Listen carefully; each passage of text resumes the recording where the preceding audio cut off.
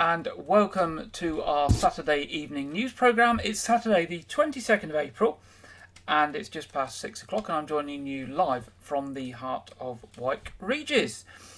And in the news this week, parents and carers in Dorset find out this week which place in reception, junior or middle school their children will be joining in September 2023.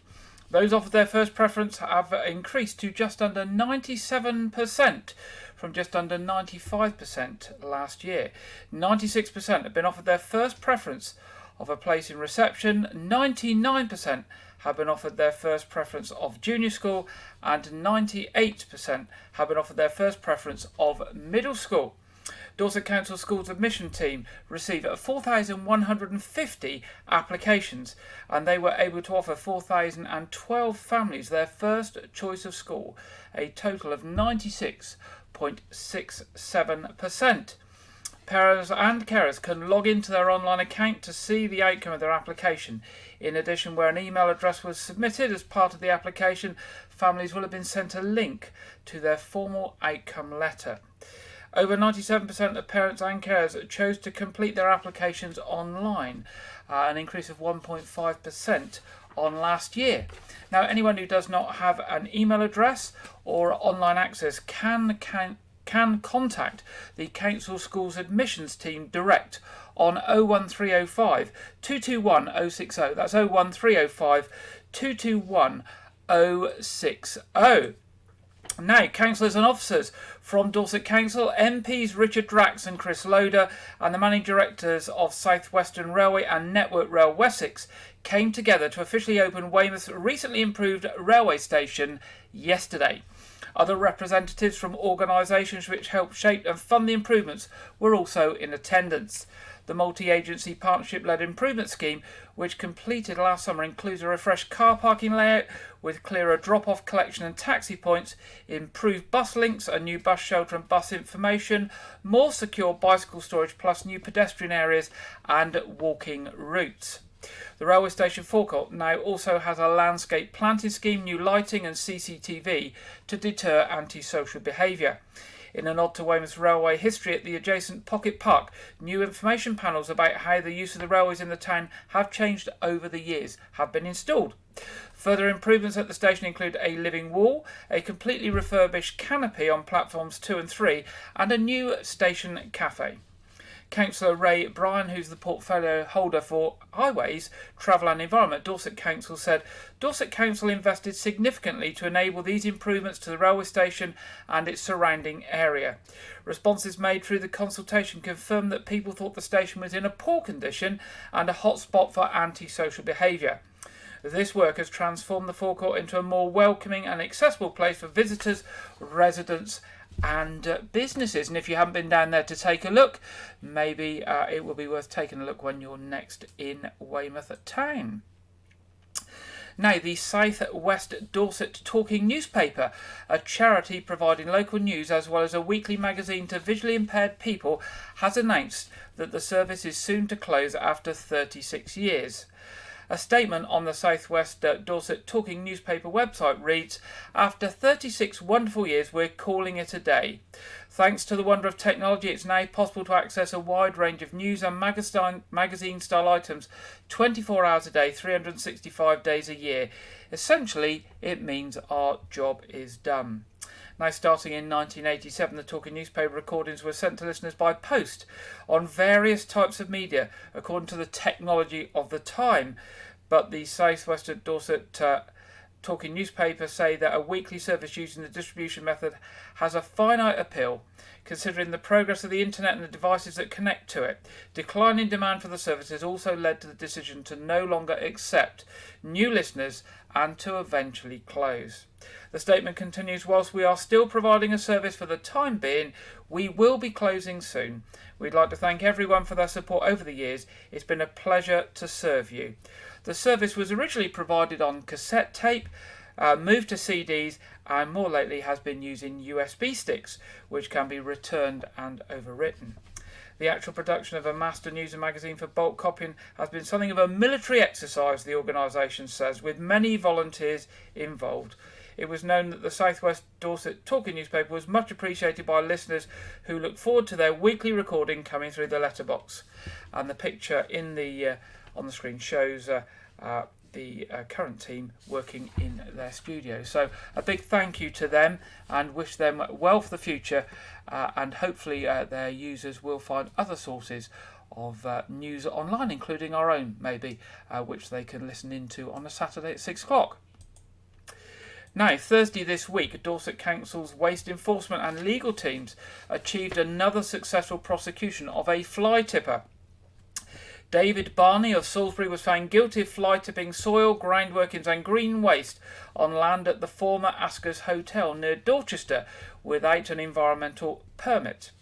On 22nd of March 2021, Dorset Waste Enforcement Team received a fly tipping report from a member of the public regarding an incident they had witnessed the previous day, and an officer immediately left for the Asker's site.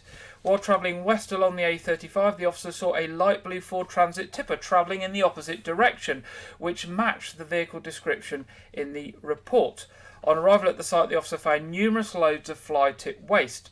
Shortly after leaving, the officer passed the same transit tipper parked on a small side turning nearby. Suspecting that the fly tipper was currently active in the area, the officer returned to the Asker's site moments later, where he saw the vehicle with its rear load tipped up and the last part of a load of soil sliding out. Upon approaching the driver, the individual introduced himself as Dave and stated that he rents the site from the owner and had permission to deposit the soil there, but he refused to provide his full name and address before the officer left. Upon further investigation, the waste enforcement officer established that no one had the landowner's permission to deposit waste on the Asker's site, and there was no environmental permit or waste exemption in place. A follow-up inquiry by Dorset Police confirmed that the registered keeper of the vehicle was a Mr. Barney of Salisbury. On Thursday the 20th of April at Salisbury Magistrates Court, Mr. Barney was sentenced to a 12-month community order with 150 hours unpaid work in the community and ordered to pay full costs of £5,590 plus a victim surcharge of £95.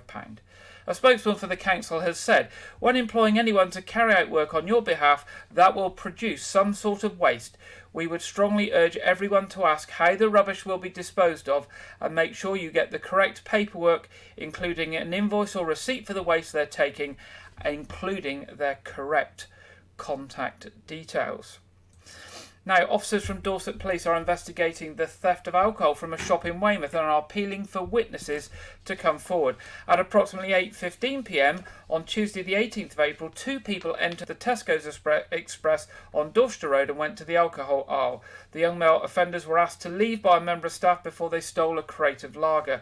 As they left the store, it was reported that they made threats towards a male customer who was standing at the cashier's desk. Also, officers from Dorset Police are also asking for help with the following incident involving a burglary from a church in Wareham.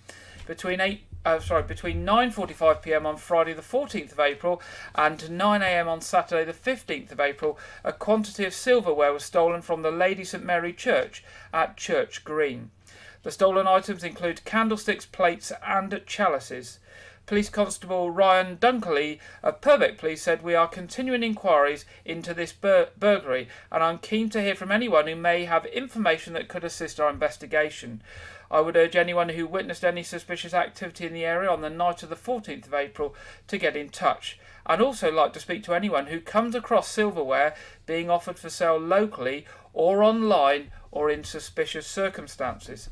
Now, it's important to note that church items are not regularly sold, so it's quite unusual to find church items for sale or to be offered for sale. So this may trigger somebody's memory of seeing something online or seeing somebody offering something. Now, if you've got any information on either of these incidents, contact Dorset Police either on 101, or you can do it anonymously through the Crime Stoppers charity on free phone 0800 555 111. That's 0800 555 111. Young people from Dorset had a chance to discuss how they can make Dorset an even better place to be for children when they came together at a Youth Voice residential. Young people who are involved in groups run under the Youth Voice banner spent a few days together over the Easter holiday and combined a chance to work on real tasks with some downtime to have fun together. Josh and Jay, who are two of the young people who were working together, said, "We're putting together a website that can become a resource for other young people to help them with life skills such as how to use a dishwasher, how to cook, or even how to get careers advice. We can give advice to people our age in a way that comes over in the right way, where older people might sometimes just assume we know everything already. We're hoping to promote the website through Dorset schools and on social media so that other young people can benefit from the resources we found." The event also involved a jam session with the Dorset Council's music service, which investigated the importance of music for young people's development. Claire McCall, who's the strategic lead for the music service in Dorset, led the session, and she said, "We know that music is important to many young people and can be a way to develop and practice fundamental skills, but is sadly seen as an optional extra too often. Engaging in music making and creative expression can support positive well-being, boost self-esteem and build resilience. Sessions like these demonstrate not only how much young people enjoy music making, but also how they can work together to create something collaboratively. The age of the group ranged from 10 to 17 and was made up of young carers, children in care and wider members of the Dorset Youth Council and members of the Youth Parliament. Now, Youth Voice is run by Dorset Council and is made up of a number of groups that encourage young people to take an active interest in improving life for young people across Dorset. From rolling up their sleeves to helping local people to support some of the UK's best-known national charities, the Big Help Out, of course, is on Monday the 8th of May as part of the Coronation Weekend, and it will see thousands of people coming together to volunteer for their local communities. With just a few weeks to go, hundreds of activities are planned for the day by local community groups, organisations and charities including the Scouts, Royal Voluntary Service, National Trust, the RNLI, to celebrate the King's coronation.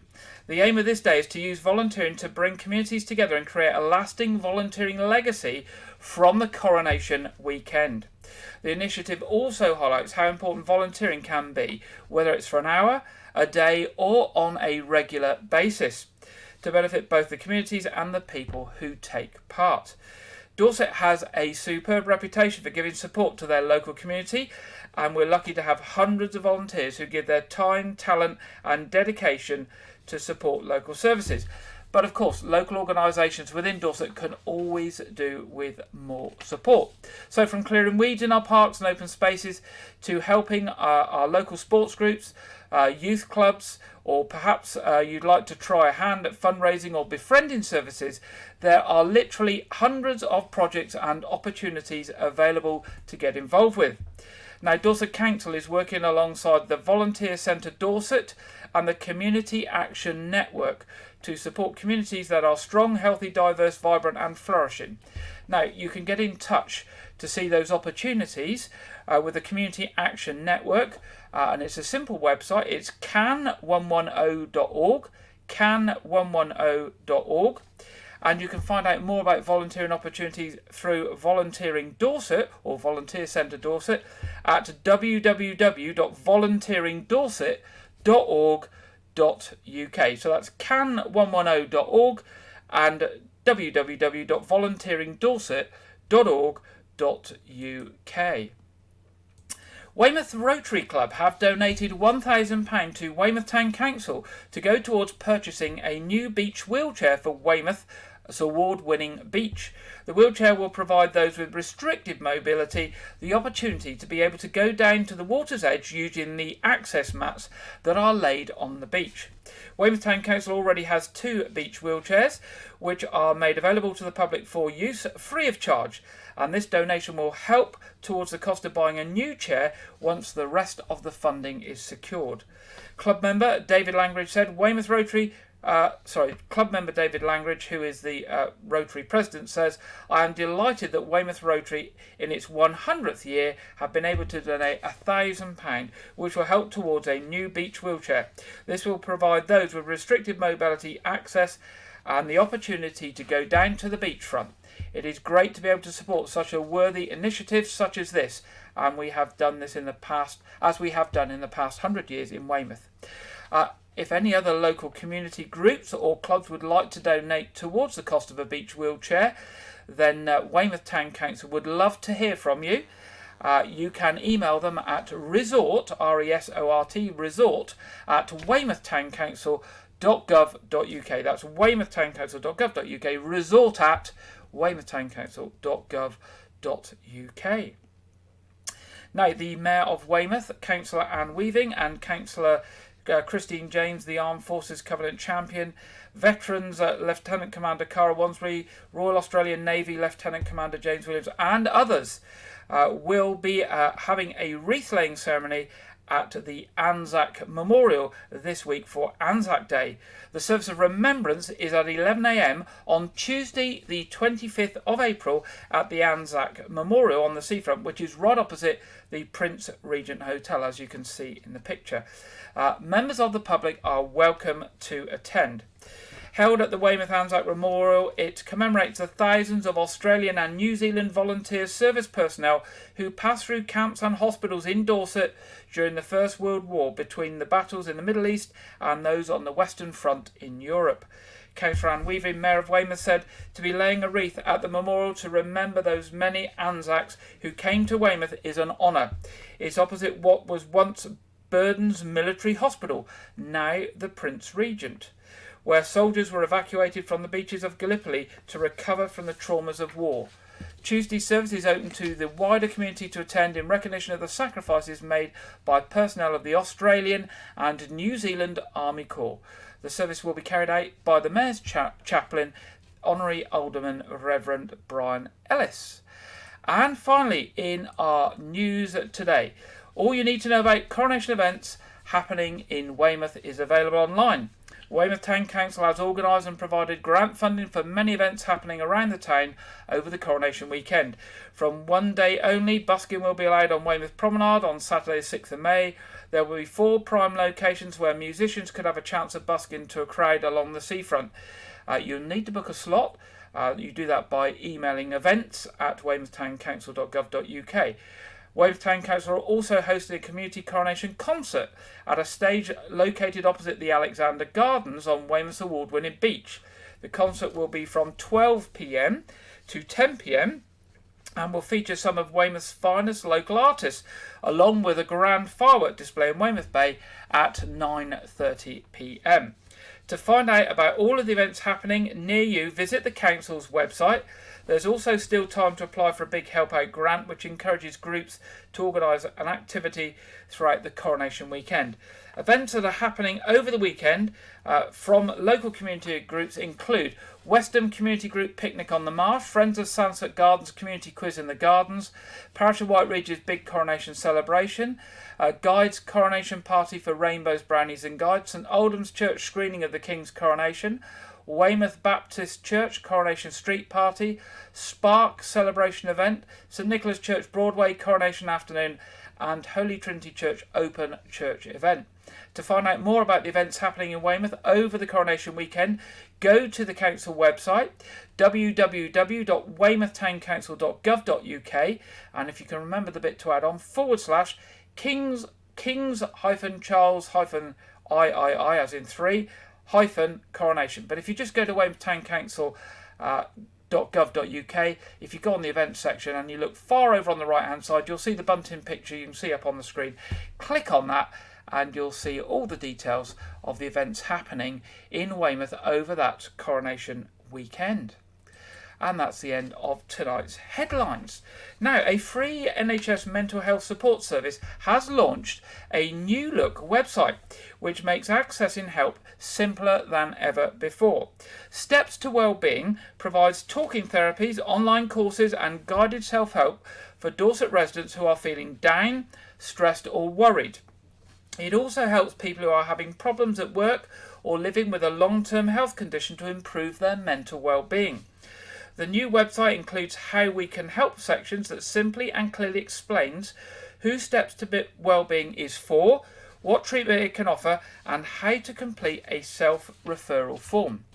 Visitors can also use Wiser, a digital assistant that guides people through the online referral process, as well as providing useful resources and advice before treatment begins.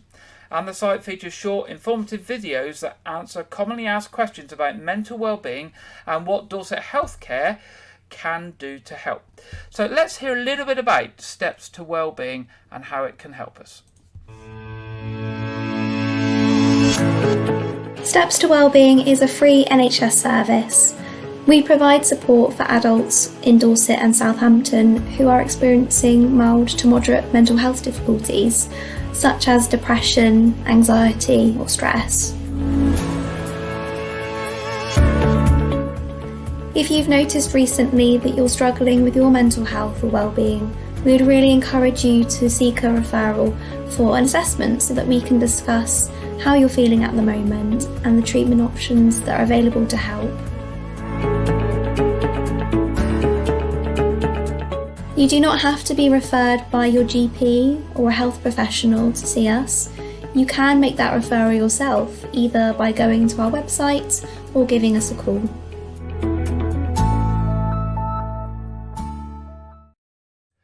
There we go, that's Steps to Wellbeing. Now the important thing is that it's a self-referral service, so you don't need to go to your doctor if you're feeling down or depressed and think you need some help. You can go along to that website, www.stepstowellbeing.co.uk, and you can self-refer by filling in a simple form, and it's the first step to getting some help.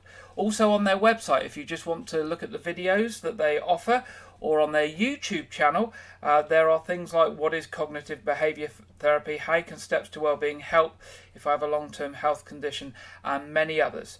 So either go to YouTube and look for Steps to Wellbeing, or go to their website www.stepstowellbeing.co.uk. Of course, you can also go to your GP to get assistance, but some people don't want to do that. And as I say, Steps to Wellbeing is there and you can access it yourself without the need of a GP or medical professional. Now, secondly tonight, to celebrate Deaf Awareness Week, which comes up this week, Dorset Museum and Shire Hall Museum in Dorset are offering British Sign Language tours on Saturday the 29th of April, next Saturday. Deaf visitors are invited to join renowned deaf tour guide John Wilson to explore two of Dorset's most fantastic museums. Dorset Museum allows you to explore 250 million years of Dorset's history, discover Roman mosaics, Jurassic Coast fossils, the literature of Thomas Hardy and the sculptures of Elizabeth Frink, and much more to see along the way. Shire Hall Museum is an award-winning social justice museum that brings over 200 years of justice and injustice to life. Walk in the footsteps of people whose lives were forever changed in the historic court at Dorset's Shire Hall. Immerse yourself in the cells before ascending to the dock.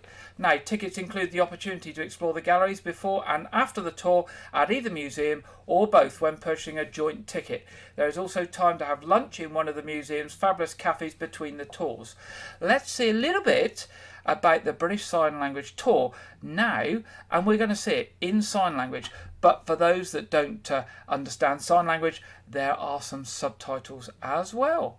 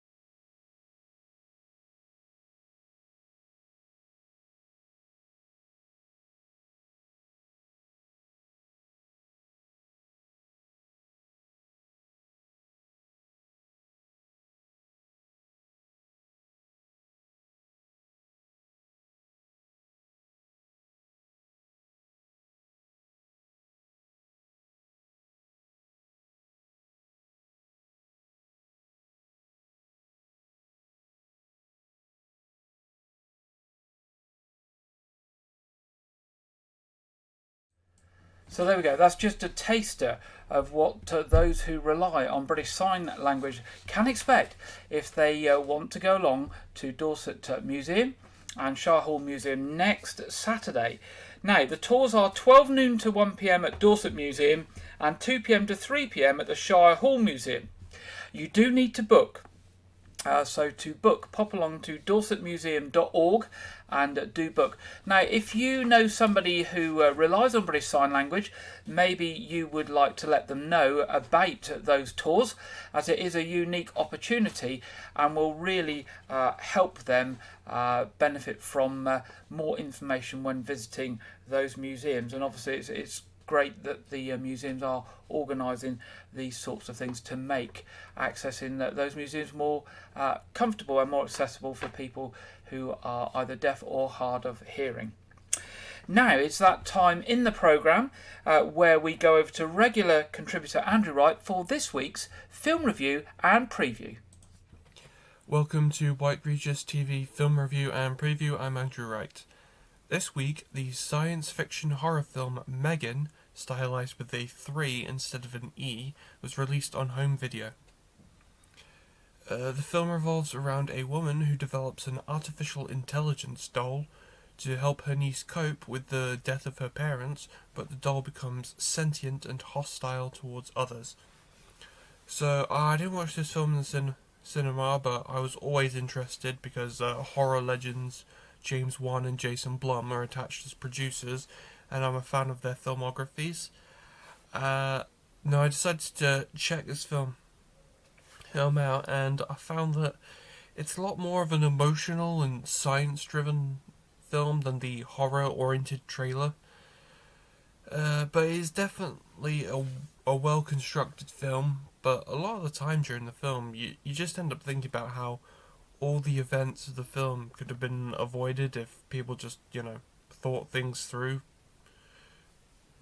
I gave this film 3.5 stars out of 5. This weekend, Evil Dead Rise releases in cinemas as the 5th installment of the Evil Dead franchise. The film revolves around a woman who goes to visit her struggling older sister, only to find a book that unleashes flesh-possessing demons.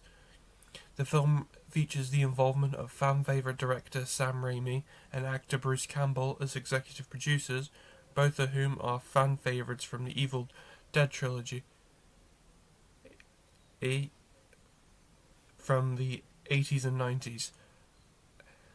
The film had an early premiere at the South by Southwest Film Festival, and so far has 95% positive reviews from critics,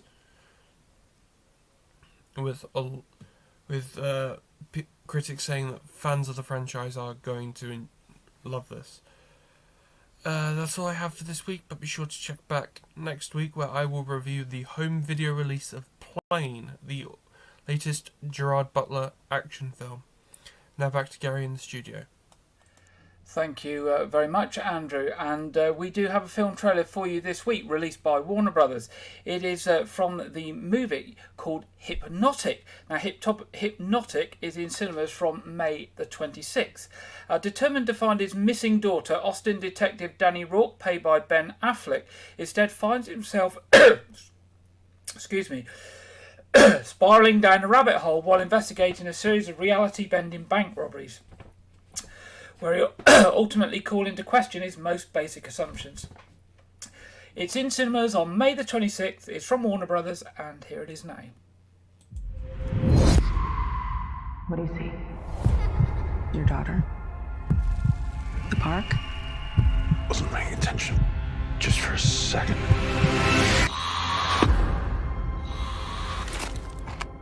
Work? Think I'm ready for duty? Do you feel ready? I think it's the only thing keeping me sane. What's the call? I'm calling to report a bank robbery. Is this crime currently in progress? Today. See that guy on the bench? Do you have a lighter? That guy's up to something. It's very hot today. It's like a furnace. It's like a furnace. There's a safe deposit box. Is that the target? Box 23.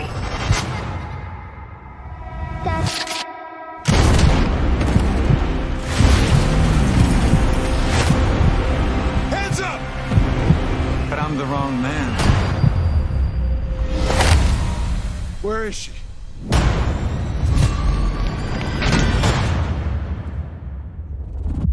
I know you called the tip in on the bank heist. Who the hell are you? What makes total strangers pull off an elaborate bank heist? Are you familiar with the concept of hypnotics? Hypnotics. Hypnotics have the ability to influence the brain, sound, voice, Need a light?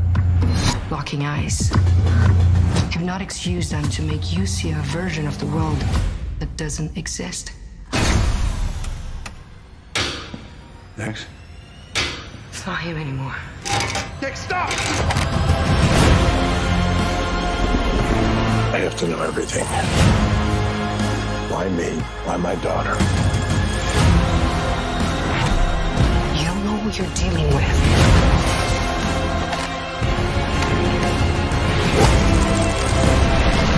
What you're seeing isn't real! Get back! Hypnotics make everything that you see and do feel perfectly normal.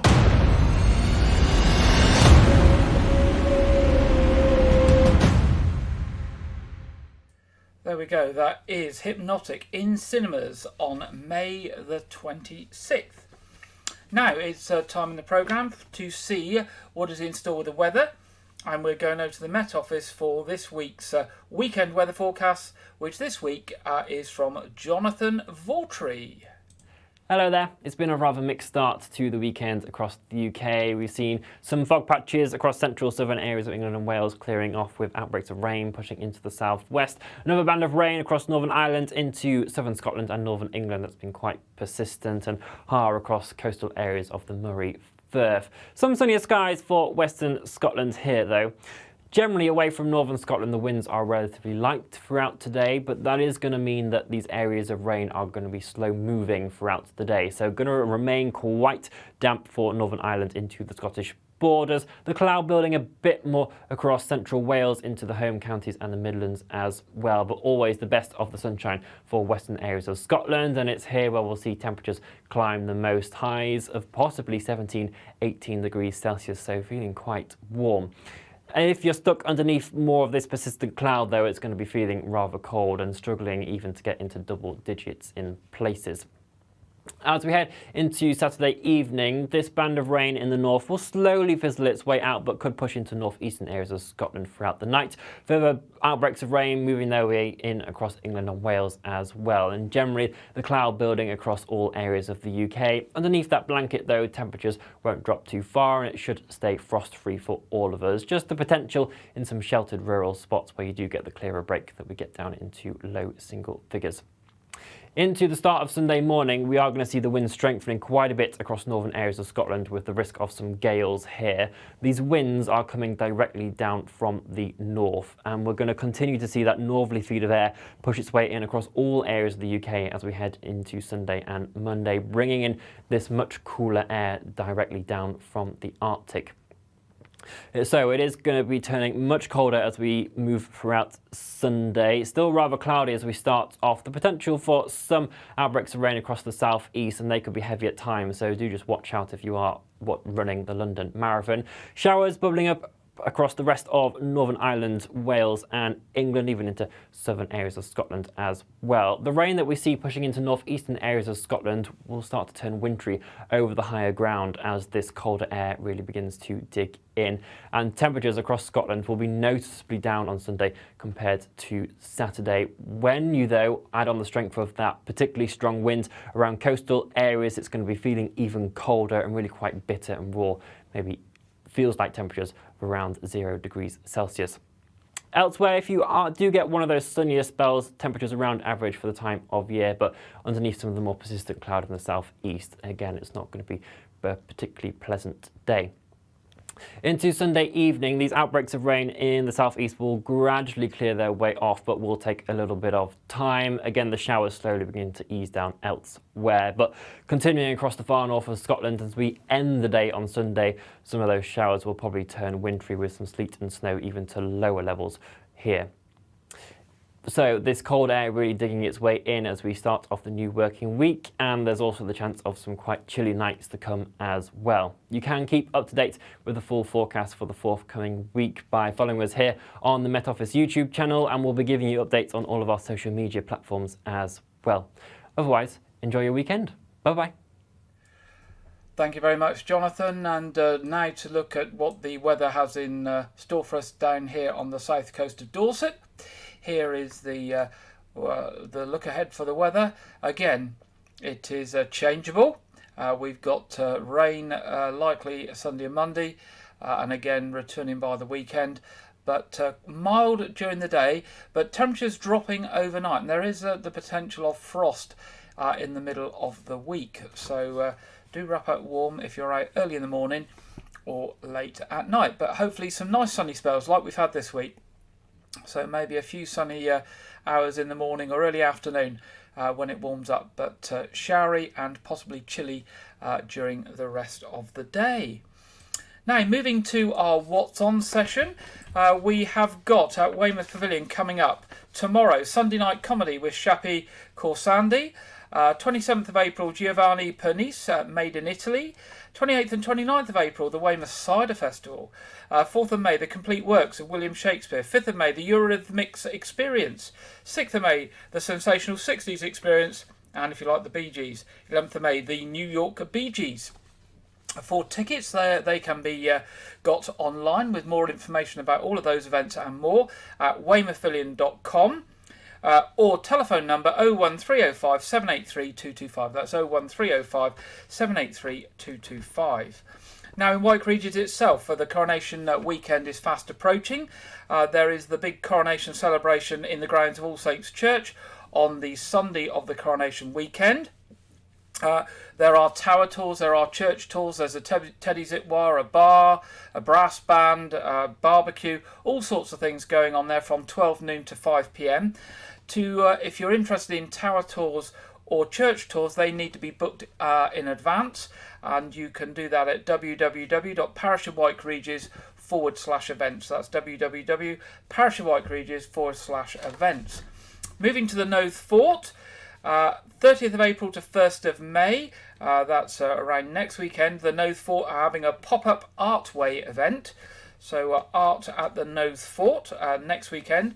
They will too be holding a coronation festival on the 6th to the 8th of May.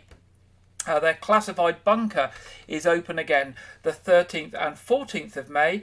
And This Is My Theatre are presenting Much Ado About Nothing on the 2nd of August at 7 p.m. So do look online at the Noath Fort website for more information on that. Now there's going to be a car boot sale organised for Weymouth Lifeboat. It's going to take place at Bagwell Farm on Sunday, May the 14th, starting at 8 a.m. It's going to cost £5 for a pitch for cars. Vans and trailers will be extra. For more information, search for Bagwell Farm Car Boot Sale on Facebook. Also, to remind you that Arts Reach have issued their latest programme for the summer, which kicks in a few weeks' time. So if you're interested in the events and things that Arts Reach do, pop along to their website, artsreach.co.uk. You can sign up online to get their programme sent to you in the post as well. Now, tomorrow, church services in Wyke Regis, 8 o'clock at All Saints Church, 9:30 at All Saints Church, and 11 o'clock at St Edmunds. And our other programmes this weekend, of course, is our Saturday evening quiz, 7:30 tonight in around 40 minutes, 50 minutes. Do join us if there's nothing that takes your fancy on TV. It's open to anyone, it's free, and it's suitable for the whole community. The stream will go live about 7:20, so you can find us in time for the 7:30 start. Now, looking at travel and traffic this weekend, there is a bus replacement service between Reading, Basingstoke and Winchester on the South West Trains and Great Western Railway line service.